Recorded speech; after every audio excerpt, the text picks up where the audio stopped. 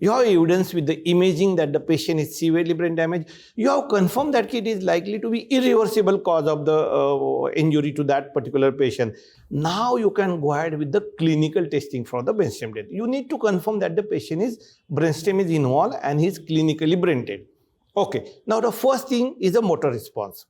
Now, when you are doing the motor response, you need to give a pain to the patient and you need to see that whether the patient is responding.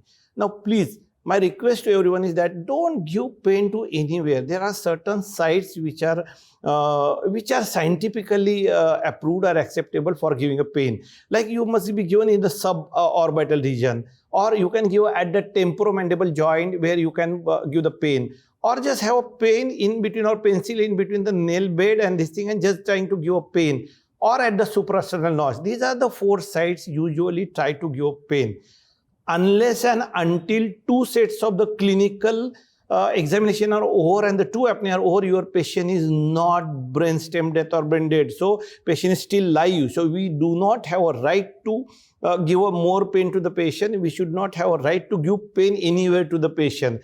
These are the very basics and the simple things one need to understand while declaring the brainstem death. Now next part is, now what we are declaring? We are declaring the brainstem death. What is a brainstem? It is a midbrain, it is a pons, and it is a medulla.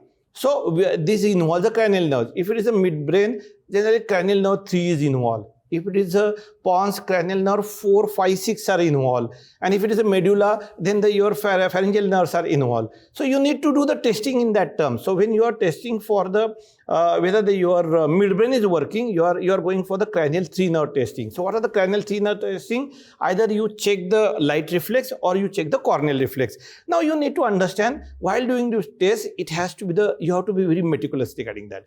When you are checking for the light reflex, your eyes should be wide awake.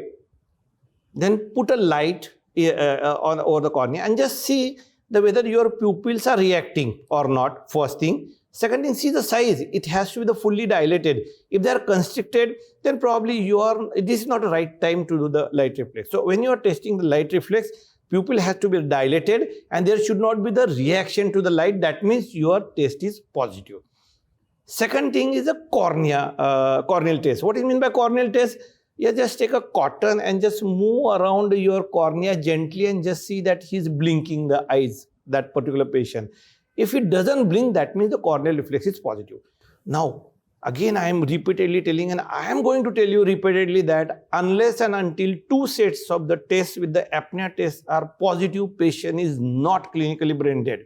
So till then, patient is live. So we do not have a right to harm the patient.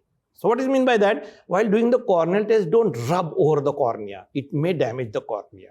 So that one need to take. Don't take the hard subject to test the corneal. Just cotton gauze and just gently move over the cornea. When you are seeing the light reflex, the shape of the pupils doesn't matter, whether it is an oval shape or elliptical. You have to see the reaction to the light and the size. If it is a constricted, then you are not supposed to go ahead with the testing. There is a next is after the midbrain, there is a pons. So when you are testing the pons, your cranial nerves 4, 5, 6. Then oculocephalic or oculovestibular reflex. What do you mean by oculocephalic? That is known as a dorsal movement. So you hold the patient's head, open his eyes and move gently to the one side. Ideally, in a live patient, your eyeball should move in the opposite direction. In brain dead patient or brainstem dead patient, if you move to the one side, eyeball remains at the same position. They don't move to the opposite, and you can repeat it on the either side. So this is the oculocephalic reflex. That is the dorsal movement. Second is the oculovestibular. That means you have to inject the ice cold water inside the external ear and just see that about the eyeball movement. If they are not happening after the infusion of the ice cold water, that means patient is brainstem death.